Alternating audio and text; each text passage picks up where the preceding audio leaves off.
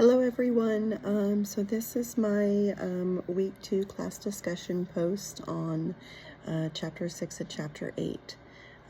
So chapter 8, I found the breakdown of the long-term memory really interesting to me. I actually tried to screenshot and tried to draw that same graph because I really liked the way that it broke it down with the explicit memory and how that is tied to the episodic and the semantic, the implicit memory with the procedural, the priming, and the emotional. And I found myself thinking back to some long-term memories for myself and how this was working in my mind and kind of where how I'm processing the information and how I'm storing it. And anyways, I found that very interesting. And then also the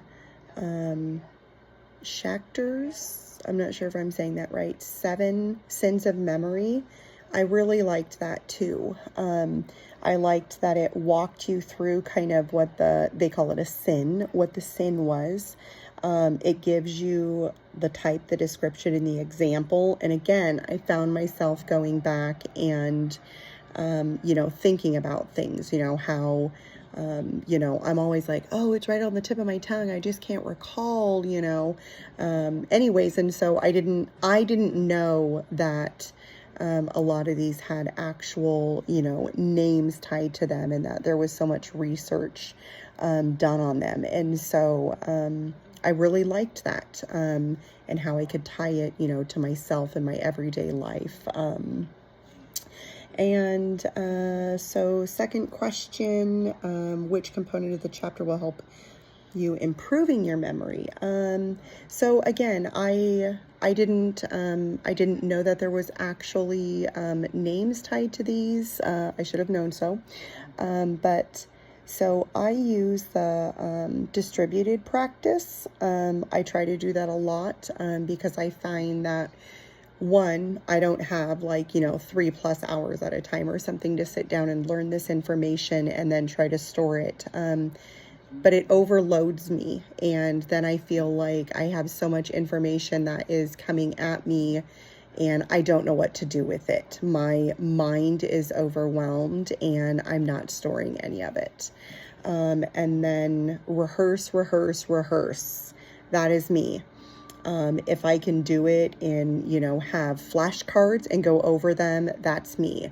Reading back over my notes, or when I'm driving in the car, it sounds awful, but I'll ask one of my older kids, to read something to me because it helps me to hear it as well as for myself to read it and to see it. So, doing it in different ways I have found is also very helpful for me. Which learning theory stands out to me? So I'm going to say observational learning stood out to me only because, and again, I didn't know that there was a specific name tied to it.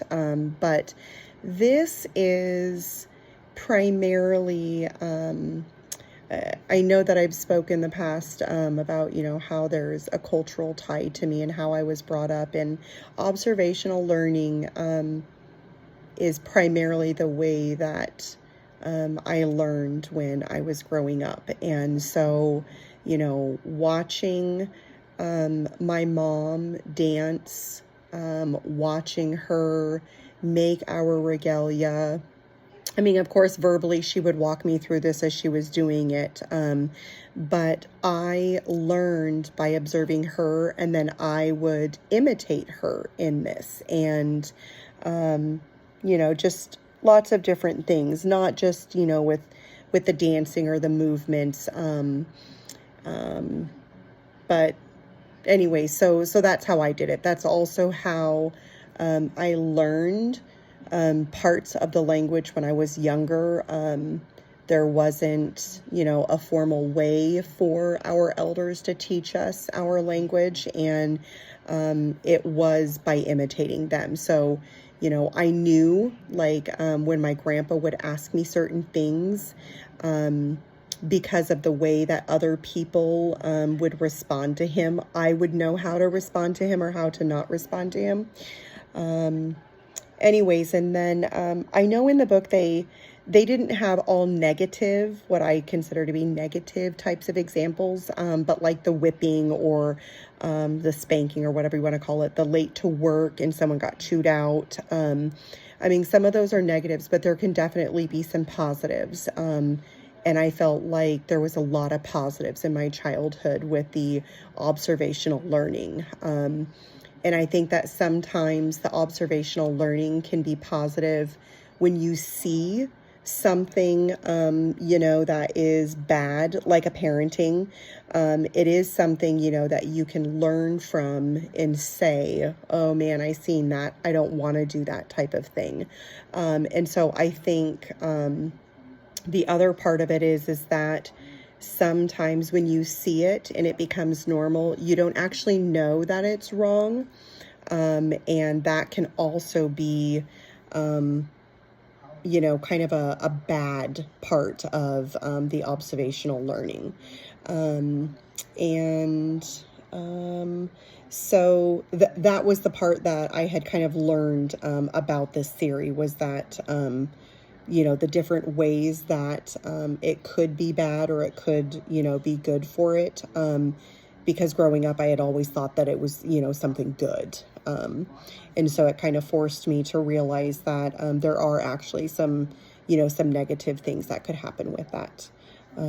Okay, sorry. I know that was really long.